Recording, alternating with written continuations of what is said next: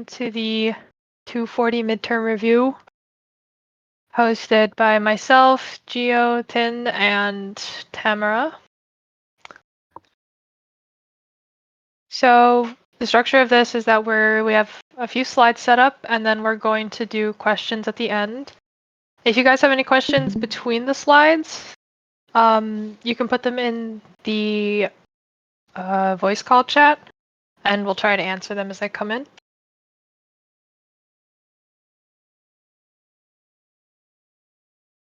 So the first section is the structure of programs, which includes levels of analysis, typing, and the programming paradigms. So the first level analysis is lexical. There's 4 of these. So lexical are essentially just the building blocks of the program. So they are just the literals, any comments, separators, and operators. This doesn't include any of the functionality of the program. It is literally just what is written. Syntactic are how these symbols are arranged. So like English, how there's grammar, there is grammar for programming. One of the ways to define grammar is Backus-Naur form, or BNF, which I do not think is on your midterm this semester. But this essentially controls the flow of the program and how different values can be assigned to variables, essentially. Contextual analysis is the rules before execution, which is scope and type checking. These are all the problems that compilers catch. So like if you try to assign an incorrect value to a variable, or if you're creating a variable too many times, it's going to get mad at you. And the last one is semantic, which is essentially just what the system is supposed to do. And this is completely on the programmer, because compilers will not catch this.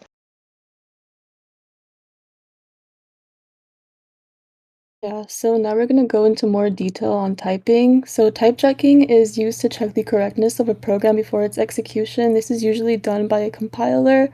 So it checks for data type errors, and we try to catch them as early as possible through ensuring that the data types of the operand are legal. And then structural type equivalence means that 2 structs are equivalent if they have the same components. So you can see here we have stack and set. Since they both have the same data types, they are equivalent. And then name type equivalent means that 2 data sets are equivalent only if they share the exact same data type. You can go on to the next slide. So strong typing versus weak typing. Strong typing means that error is prevented through strict enforcement. So we do this because variables are bound to a particular data type, and this does not change throughout the lifetime of the variable. Versus weak typing, which is more flexible implementation of the type, and it automatically converts the type based on usage. Type checking is more relaxed with weak typing, and we cannot verify data types at compile time. Next, yeah. Then there's static typing versus dynamic typing. So in static typing, the variable type is known at compile time, and the advantages of this are data type consistency and compile time optimization. The cons are that it's not that flexible, as opposed to dynamic typing, which means that the data type is decided at runtime, and it's bound via assignment statement. So it is flexible and determined at runtime, but the cons are that there is increased overhead. This is like a good summary of the different programming languages and like what typing they use. So I would have this on your cheat sheet because there may be a question about this.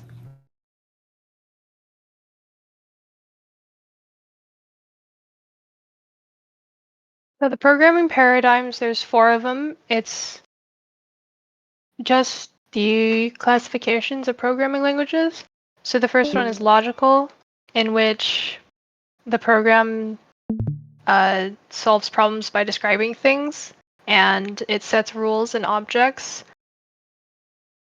Functional programming is very highly abstracted, and there's no states, and it's very close to mathematical functions.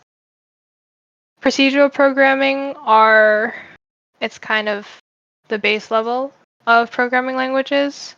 with instructions that change state, and object-oriented are programs where state can be encapsulated inside objects, which can also implement inheritance and polymorphism through their functions and methods. So examples of this are object-oriented is like C++ and Java. Procedural would be base C. Functional is scheme, and logical is Prolog. Scheme and Prolog we're going to be doing later, but you do need to know the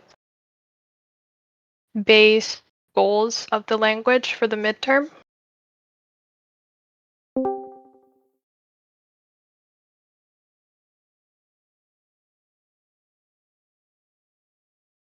Okay. Hi. So I'm kind of nervous, so I'm sorry. But okay. So C basics. So the very basic of the C programming language is the main function. So the main function in C is kind of like a main function in Java that you've learned throughout CSE 110 and then 205. The main function in C, they have two arguments. First, the argument count, and then the second is the list arguments values. So argument count is an integer, and then argument values is I'm sorry, an array of characters. Yeah. Can you go to the next slide? Okay, the standard input and output. So, to use the standard IO library, you need to include it in um, in your file. So just include standard io.h. When you want, so the output is very easy. So there is a printf function to print out the character format, and then just a bunch of like variable to insert into the format. There are also a lot of variation of this print function. So fprintf is just a version of printf for the file. So output to the file, and then sprintf is another variation to output the string into another string. So or a character address. So inputs. So there are a lot of input methods for function no, yeah, input function you can choose from, which are scanf, gets, getchar, and fgets. Usually, personally, I've used fgets a lot for my work and assignment, but there's a lot of things that you can use. Getchar would be the easiest function for you to use if you want to get just one character immediately. But there's a lot of method that you can look into. The fget thing, so it's kind of special because when you read the description of it, there is the third argument will be a file and then the address of a screen. So this one you can input a file object, or literally you can just put in the standard input, because the standard input will also be a stream character. Can you go? Okay, thank you. So there are some modifiers for um these things. So I included um the example of each of term next to that. So percentage D is just a decimal integer, and then percentage F blah blah blah, a lot of it.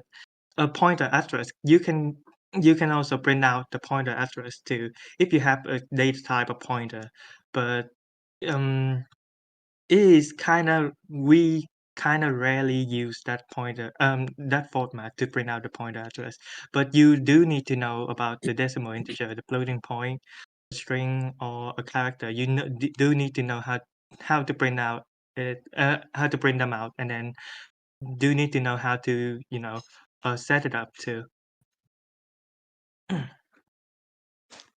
So, variable and declaration of variable in C. So basically, this is the syntax for variable declaration.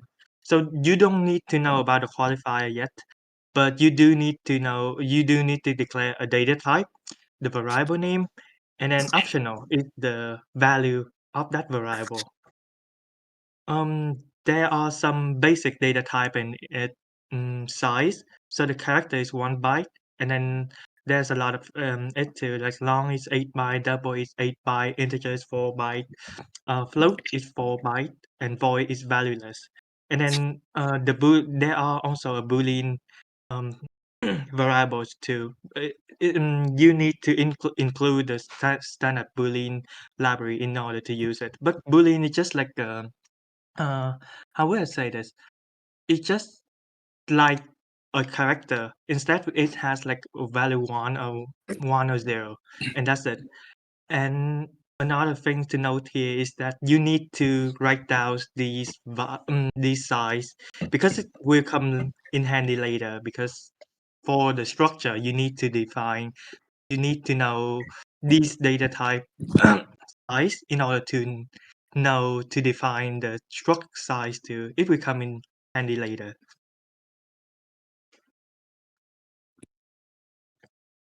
Thank you. So functions. So function is the primary unit of abstraction in C and C++. So function. This is very important because function do not belong to a class method too. There might be some kind of multiple choice. I don't know, but um C and C++ use this function use a forward declaration, or in other words, declaration of function before it is defined. So basically, function definition can be done together or separately. So this is an example on this, but basically you can go into your homework and there will be a header file, and then it is separate to your actual file. And because that is just you are declaring it forward. You are just declaring the function forward. It's just like an abstract function in Java. Regarding the syntax, yeah. So um C use a forward definition for scooping, as I said before, and then if a function calls a later function without a forward declaration, the later function is not in the scope. For example, the mutual recursion. This is the keyword. You can look it up online, but mutual recursion is this. Basically, you have function B. No, you have function A, and function A is calling function B recursively, and function B is also calling function A recursively. So if function B is not defined in the forward declaration, there will be an error because the compiler doesn't know that function B exists yet, right? So when we do the forward declaration, the compiler will know that okay, function B did actually does exist, and then it will be defined later in the file. So the forward declaration is just um, you know some sign that notice the compiler that this function does exist, and we will define it later in the code. So all functions in C are passed by value. So passed by value is basically the parameter copied into function. The I'm sorry, these parameter are not copied back. So the pointer using a pointer does bypass this limitation. Can you go to the next slide? Thank you. So arrays are just a very simple, a very basic data structure that store elements of the same type. Remember, in Python, array can store multiple type of data structure, data type. But in C++, in Java, array can only simply store an element of the same type. The indexes start at 0 and then go until array length -1. You can declare an array with array and then put into the square bracket a size t or an integer that denote for the length of that array.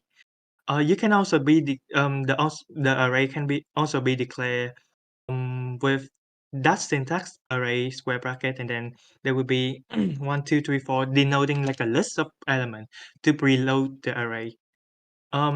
There's an interesting fact about arrays that array in C do not have bound checking. What does this mean by bound checking? Like it doesn't have it doesn't have any function to check if you go out of bound of that array. For example, our array just have length 4, but if you go to the index 5 for some example, the how would I say that? The behavior may not be defined. It may cause you some segmentation error, or it might still work, but we don't know that. So in C, there isn't any method to check the bounds of the array. But you will have to do this like explicitly. Like you need to store a variable, the size in another variable, and then check it yourself manually. So C strings, there are a lot of functions about regarding C string, and I think the most important, no, not the most important one, the function that are most used are string copies. I will try to um, summarize all these functions in like very short slides. So first one is copy the strings. So there are two functions to copy the string: the string copy or string duplication. So basically, these functions do the same thing, but the string copy will copy the string pointed by the source, and then copy into the destination. But there is a catch. It will also return the copy string, and basically it return the pointer to the first um, parameter. That is the destination pointer, the character destination. The string duplication only receive one input. That is a character form, and it just will return a new address of a duplicated string. And this return address should be different from the character from the address, the pointer from that we inputted in. So another function is to concatenation. Basically, you want to concatenate to append another string behind or before another string. So the string concatenate, the string cat function will basically do that. Mm, the string cat function receives like two variable, destination and then the source, and then it just concatenate the source into the destination, and that's it. And the result will be stored in the destination string. So the source character will not be will not be modified, but the destination character will be modified. And then the string and cat is basically um, a more advanced version. I don't think it is too advanced or not, but it just do more thing with another input. The third input is size Tn. So that basically represent the maximum number of character to be appended, and that's it. And remember, the new string will be appended. Um, be no after the string destination. It's just an append to the very end of that character string. That's it. Going to the next function will be compare and length. So string compare is basically the compare to function in Java. Like it is the comparative function in Java. It returns 0 if they are equal, or a negative value if string 1 is less than string 2, or a positive value otherwise. String length is just returning an integer that denotes the length of that string, and that's it. Not counting a no terminator. Remember, the string in C is very primitive. They have like an array of character, right? And then the last character will be a no terminator to denote that this string will end here, right? So the string length function will not counting that no terminator at the end of the string. This is, I think, I don't remember if you need to know about string token. I believe you need this to know this string token for your exam too. So the string token is kind of complicated. So there are a lot of words in this slides, but bear with me. So the string token is, how would I say that? It's just a it's just a very special function that modify the original string value. It inputs are an include a new no a string and then a character delimiters. I'm sorry, but basically that this function is tokenizing that string, and then on the first call you provide a string that you want to tokenize, and on the subsequent call you provide node to get to the next token from the original string. And if you read the description carefully, you will see that string tokenizer modify the original string. So if you need to reserve the original string, you would need to make a new copy, and then tokenize that string. Yeah. So on the next slide, we will see an example of this one. So we have a sentence, "Hello, how are you?" And then we will define a token.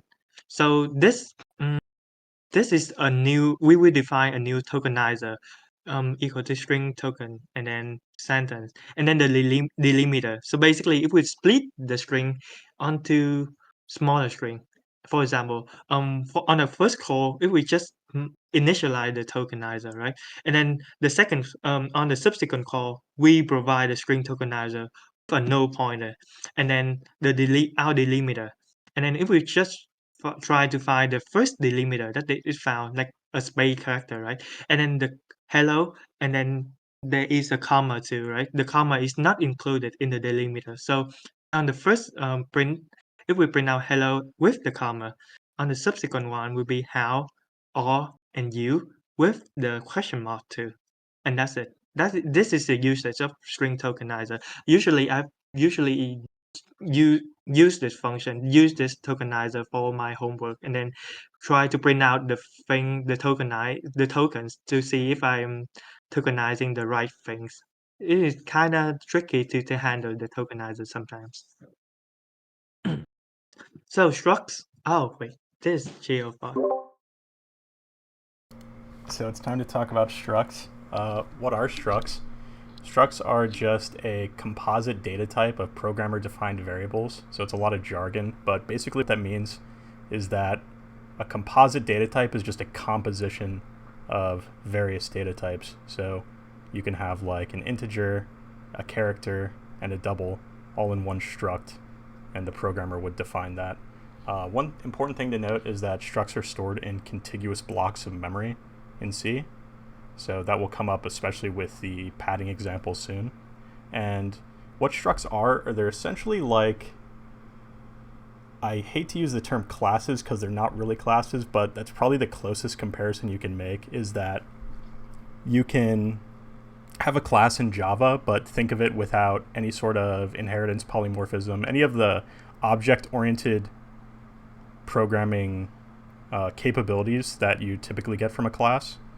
So you can instantiate like an instance of a struct, but all it stores is the variables in it. So that's the best way of thinking about it. Okay, so this is an example of how you can define a struct. So on the top example, you can notice that we use typedef, which is kind of a time saver. Like, so you type out this extra syntax early on, typedef, and to typedef struct, you define the variables in your struct, and you just have to follow the syntax. I mean, really, that's what it comes down to. And what that saves you is that you don't have to type struct every time you want to instantiate a new structure of that S1 in this case. So instead of typing struct S1 my struct, we can just type S1 my struct. And then there's also multiple ways of setting your parameters in your struct. So you can either do it immediately with curly braces, and they have to be in order of how they go. So in this case, we have like the string and then the short. And you can also use just the dot operator. So so in the bottom example, we instantiate the struct, and then we say my struct.name equals John, and then my struct.age equals 33. So probably the most likely thing you guys are going to get on your exam for structs is padding. In fact, I would say it's pretty much a guarantee that you get a question with padding. There are rules you need to know. I would probably put these on your cheat sheet, or at least some variation of it. So the thing with padding is that it's very architecture, operating system, compiler, everything specific. So when we talk about the rules for padding, it only refers to specifically this class, what we're using for our environment, and the types of executables we're working with. So the important things to note here are that the starting address for each variable must be aligned to a multiple of the variable's size. So that means if you have something like an integer, it has to be on a starting address that is divisible by 4 in the structure. So what that means in terms of padding is, say you have like a character is just 1 byte, an integer is 4. Well, all of the structs are going to start at a, I'm pretty sure, I want to say this is true. This is probably a better example, yeah. So as you can see in the picture, we have the character, and then we have 1 byte of padding, and then a short. So short is 2 bytes. A character is 1 byte. So for a short to be byte aligned with something it's divisible by 2, needs to get 1 byte of padding between the character and the short. And so that's the first rule. The second rule is that the biggest data type in your struct,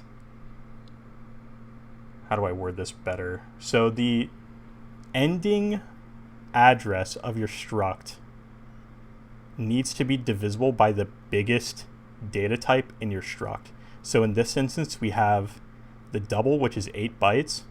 So it needs to be ending at the next address being divisible by 8. So in this case, 4152 is divisible by 8. So on the left there, we can see how the struct is actually defined with the various like padding, but this one's really easy to see visually because you can just see the padding. But as you can see, like, we note the sizes there and we note the amount of padding, and as long as you follow the rules, you should be totally fine on this. You go to the next one. So this is a problem. I guess you guys could attempt it. So we have this struct here, and this is, you're almost certainly going to get something like this on the exam, like something very close to this. We have this struct here, and we want to know the amount of padding. So it's very similar to the last one. We have a character, which is 1 byte. We have 1 byte of padding, and then we have a short, which is 2 bytes. And then we have a character array of 4 characters, which is going to be 4 bytes. So I guess the first question I would ask is, how much padding is going to be in number 1, if anyone wants to try to answer that? Does anyone know what the amount of padding there would be? Keep in mind the next value is 4 bytes. If anyone wants to try and answer, you can just type in the chat. But let's see, we'll move on to the second part here, which is at the end, we have our double, and then we have a, or can you go back? Okay. So we have our double, which is 8 bytes, and then we have our short, which is 2 bytes. So how much padding would go in the second part? Maybe just think about that. But I guess if no one's going to answer it, I'll just tell you probably. So the first one is basically just a trick question. There is no padding in the first part because it's already aligned at 4 bytes. So that address is already divisible by 4, so there's no padding there. And then number 2, there's going to be 6 bytes of padding because we have to pad out to divisible by 8 bytes. You go to the next one. Okay, so enumeration.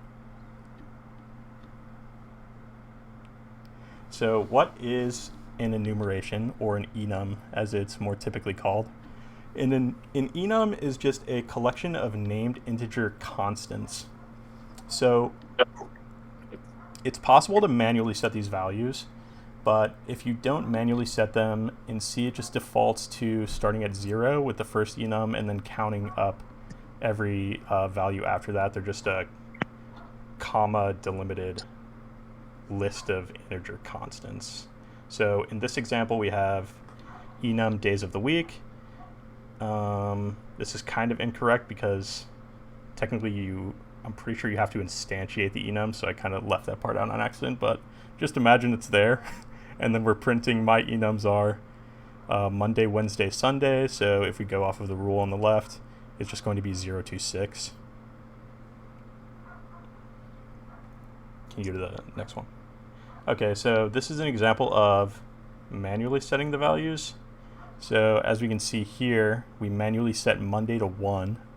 So that means that Tuesday is then going to count to 2, Wednesday to 3, Thursday to 4, Friday to 5, and then Saturday we set to 64, which is fine.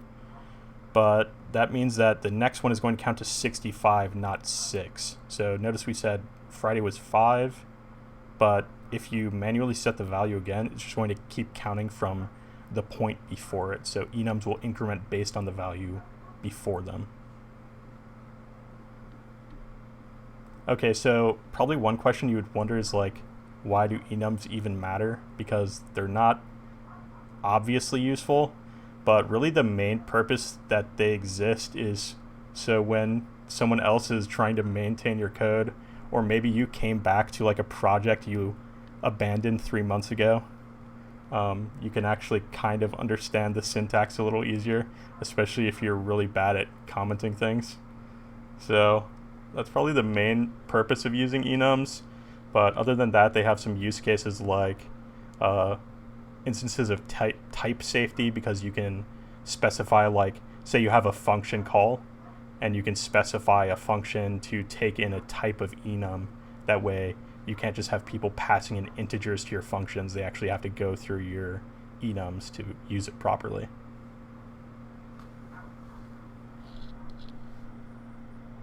Okay, so pointers.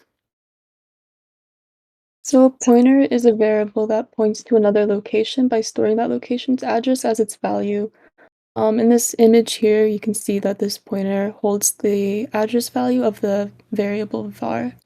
So a pointer's value is the address of the variable that it's pointing to. Next slide. Yeah, thank you. So circle and box diagrams are going to be on the exam, so make sure you have a good understanding of how to draw these and, be able to look at code and draw a circle and box diagram with it. So these diagrams are used to clarify what is bound to what. It's just an easy way to visualize how pointers work. Each variable has a memory location associated with it, and you can store values at these memory locations. So when we assign a equal to 5 and b equal to a in this image here, we are storing the value of 5 at the location of a and then storing the value that is stored in location a into the location of b. Next slide, please. Okay, so each declaration of a pointer has two types. There's an implicit type, which is the address type. This is an unsigned long in a 64-bit architecture.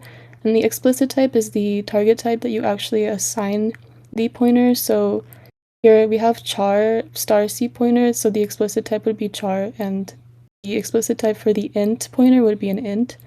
And it's important to note that the size of a pointer in a 64-bit architecture is 8 bytes.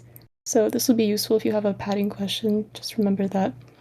And then an ampersand is used before a variable, and this refers to its address. And if we want to get the actual value stored in the variable's value, we use a star before it, except for in declaration. So then there's also double pointers, which is a pointer to a pointer. It's declared using star star, so it includes 2 dereferences instead of 1 like in a single pointer. And it requires 2 stars to dereference.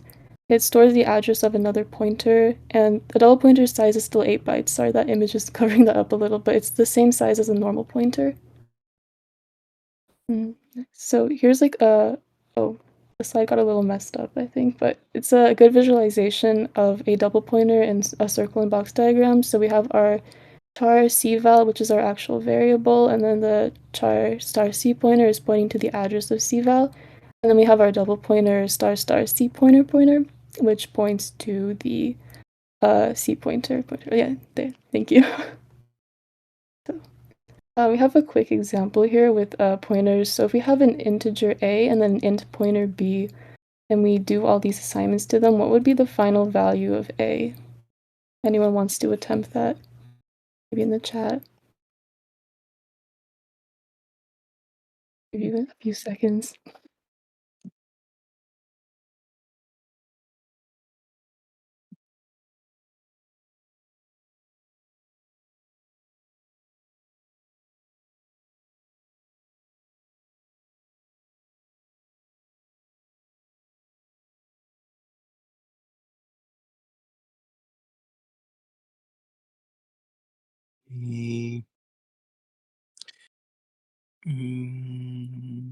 Six? Yes. Oof, It would nope. be 6.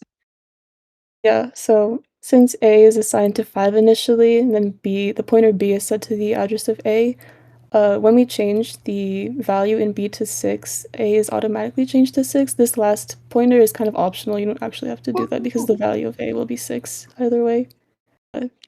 Just another way of writing it. Damn it. Okay. Let's go to C memory. Okay, so there's no garbage collection in C. So there are some function though to make up for that. So malloc is a function to allocate memory allocate, just abbreviation to for memory allocate on the heap. Reallocation is to expand the current memory to be larger. Or this function can be also used for shrinking the current memory to be smaller too. It's based on your use case too. Free, it just release the heap memory. I have an example here where I have an integer pointer, right? And then I allocate that pointer to be a size of an integer. Basically, that I am reserving enough memory for one integer. Size of integer is just one integer, right? And then I set the value of that. I'm sorry, I'm setting the value at that slot, right, to be 42. And then I'm done using that pointer, I can just free that, meaning that I'm releasing that maybe I deleting that memory from the heap, and that's it. So on the next slide, we will see um, another example for this.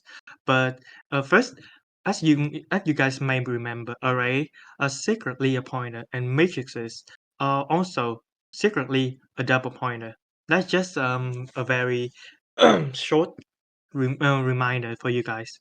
So in this example, we have an array. First, I am allocating 5 times up an integer. I'm allocating a size that is 5 times up a size of an integer. So basically, I am allocating enough memory for 5 integer. That is, you can imagine, that is an array of 5 integer, right? And then I can go to each slot of the integer and then try to set a value for that integer. No, for that slot, right? Um, but now I want to grow the size of the array. So I will use the reallocation function realloc in order to change the size. So in this example, I am changing the size from 5 to 10, right? So I'm doubling that's the size of that array. So basically, I can just do the reallocation function, and then the input of that reallocation function is 10 multiplied by the size of an integer. This also works with other type of a variable too.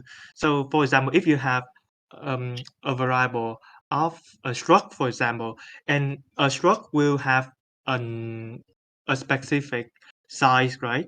So you can just write in the size of that struct, and then it will allocate enough memory to store the array of the objects of that struct.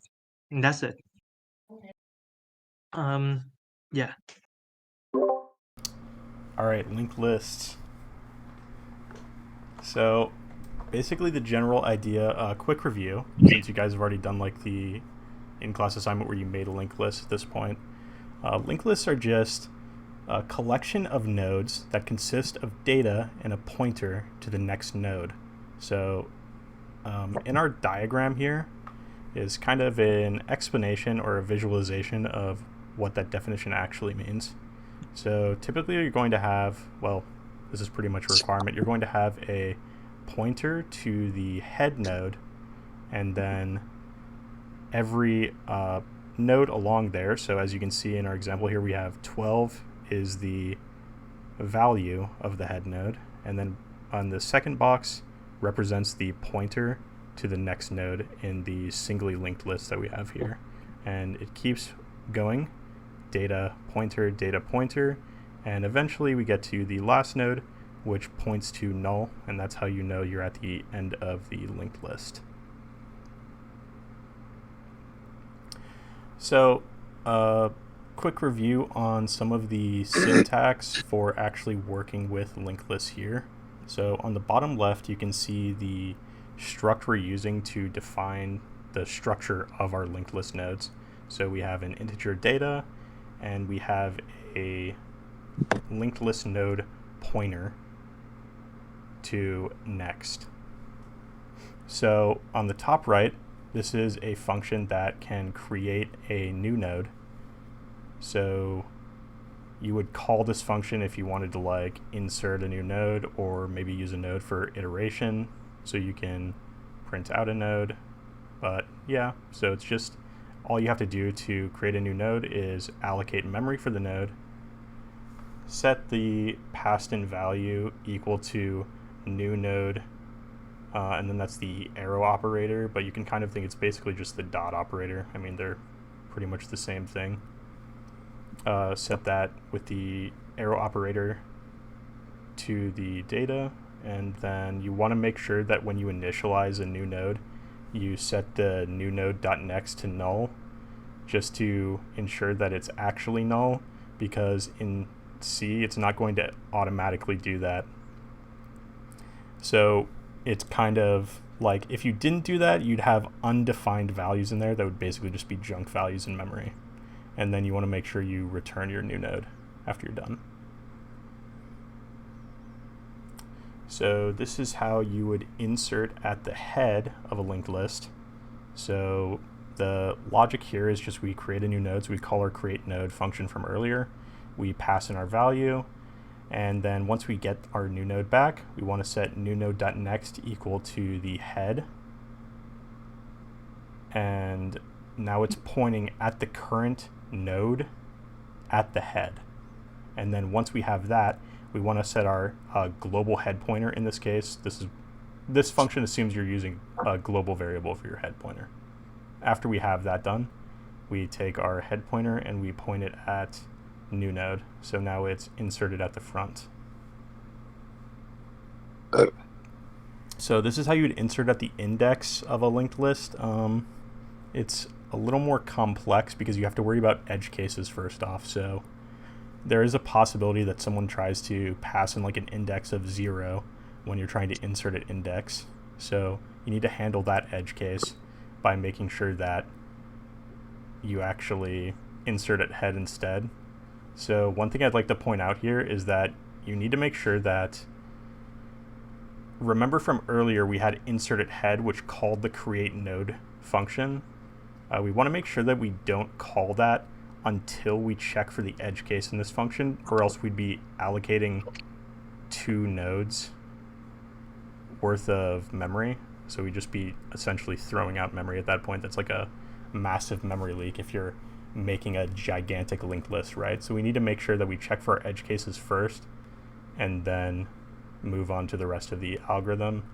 And so after that, we can see index 0, 0 or not head pointer. So in this case, it would return true if head pointer was equal to null, which means you have an empty list.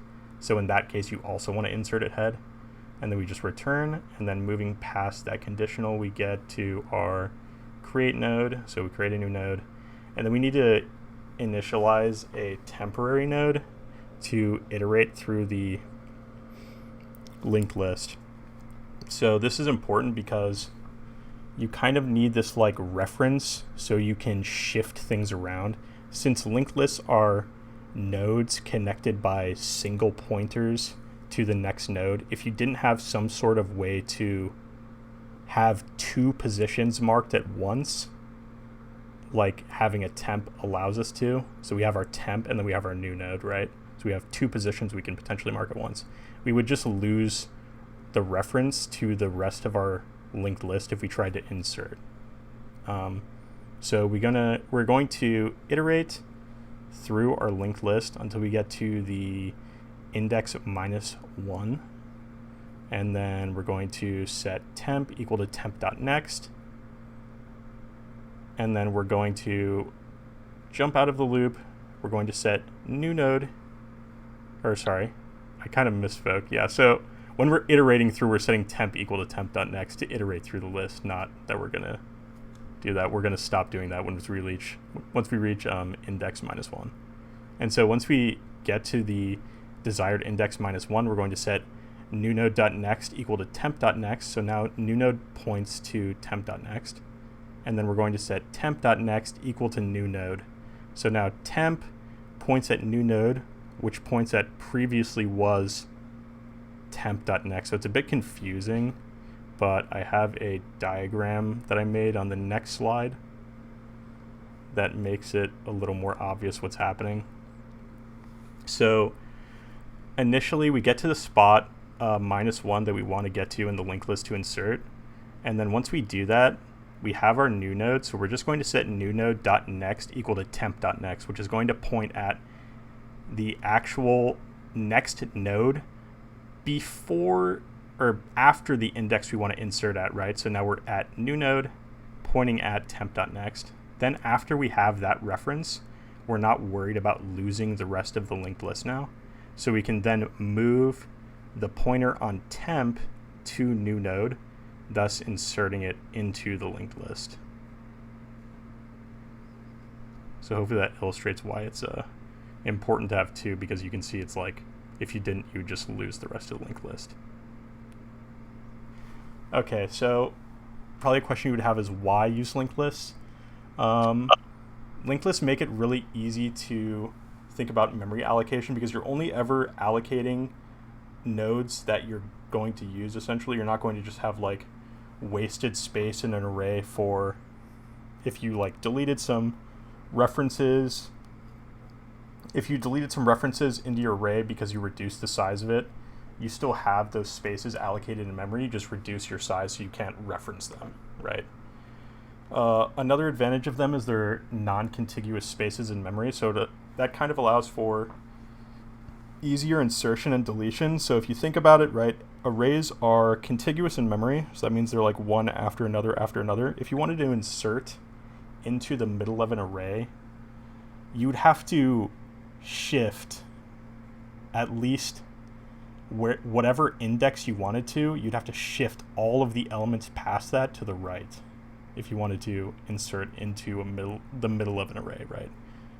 And the same thing with deletion, you'd have to shift all of the elements to the left. So with linked lists, all we need to do is iterate n times to insert wherever we want in the linked list.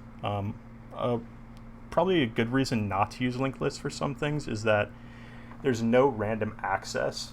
So what does that mean? Random access just means you can access essentially any element you want to if you have a reference or like an index for that element. So in an array, you can just do like array square bracket 5 and you can instantly get to array square bracket 5 in constant time.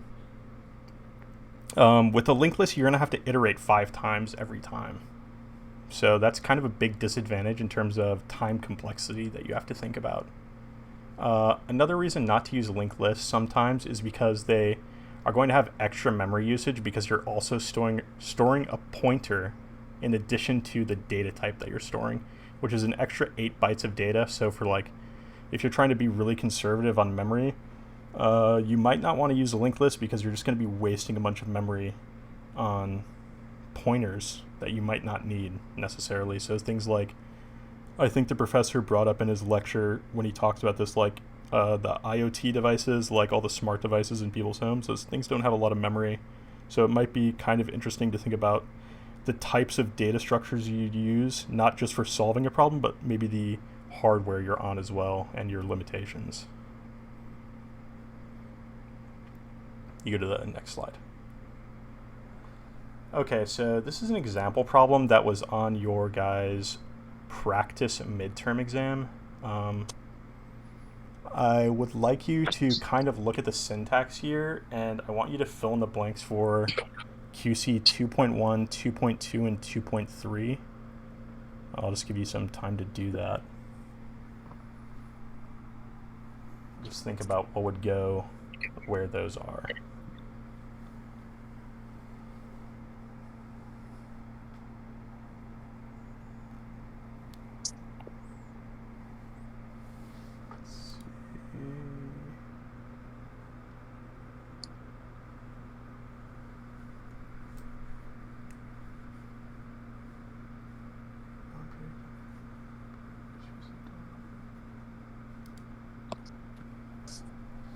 Does anyone want to attempt it?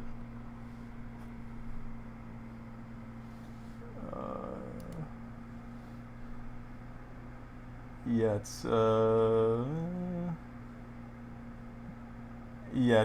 yeah. I mean, with linked list node asterisk, technically you wouldn't have the asterisk there because it's already included. But yeah, linked list node.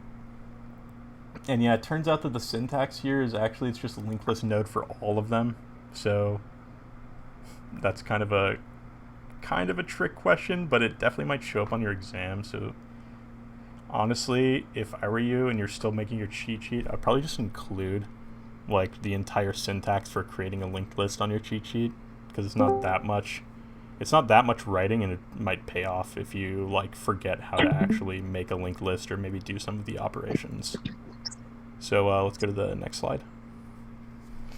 So here's a bonus question. I want you to think about what would happen if you actually executed this code. What would happen with the program upon execution?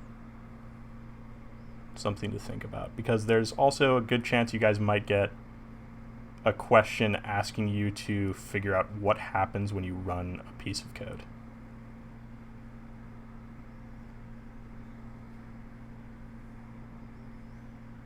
This one might be slightly tricky.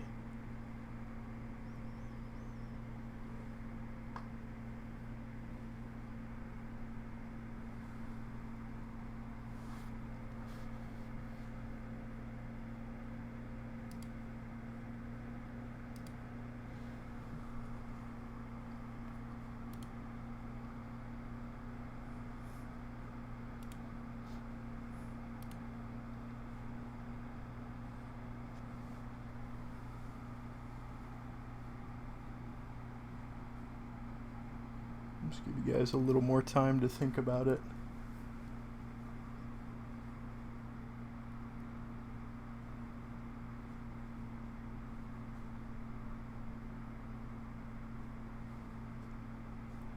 Nobody? It is kind of a tricky question. It's yeah, exactly. That's the point. So this would actually just seg fault because you didn't allocate any memory for head.next, or I guess head arrow next. Since you didn't allocate any memory for it, it would just segmentation fault. You could go to the next slide. All right, so that wraps up our exam review. If you guys have any final questions about the exam or any of the topics covered here, now would be the time to get them out of the way.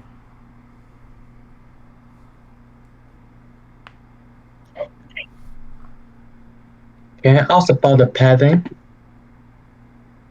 The padding? Yeah. Did you want to go over it again? Yes. Yeah, could you go back to the padding slide? I'm still confused. How can we calculate the different bits? Yeah, so Could you go back to the rules? It's probably like a few slides back. Here we go.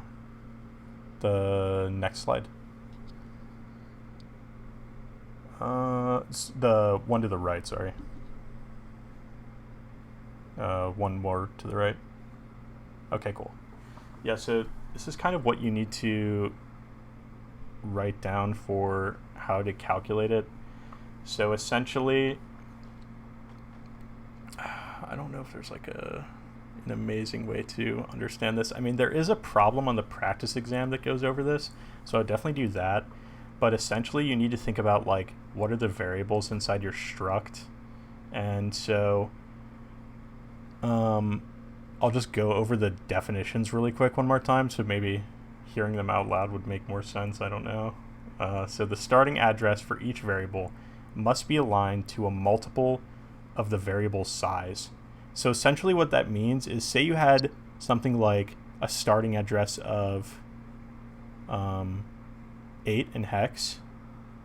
So 8 aligns with literally every single data type that you guys will be dealing with. So it aligns with the 8-bit one, or the 8-byte ones. It aligns with the integer ones because it's divisible by 4. So say that's your starting address, and we can place something like a character there, which is a character is just 1 byte. And then say we wanted to place a double after that. If we go off of the idea that a starting address for each variable must be aligned to a multiple of the variable size, what do you think would happen if we wanted to add a double after the character? How much padding do you think there would be if we did that? Just between those two, disregarding everything else. Okay, thank you very much. Oh, you got it? It makes sense? Okay, cool. Yeah, I'll post the slides for this too. And I'll include I'm going to include the answers that I didn't include originally. And then we'll also have the recording up so you can go over that if you want, if you're still confused on it. Any more questions?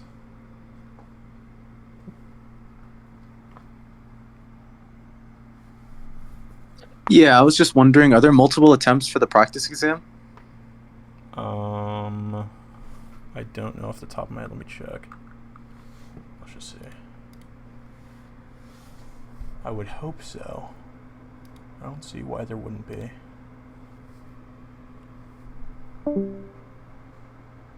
Yeah, you're able to take the practice multiple times. It should give you the answers every time you take it as well. Okay, perfect. Thank you. Appreciate you guys. Thank you. No problem. Good No luck. problem. Is that all the questions? Anything else? Are we good? Alright, cool.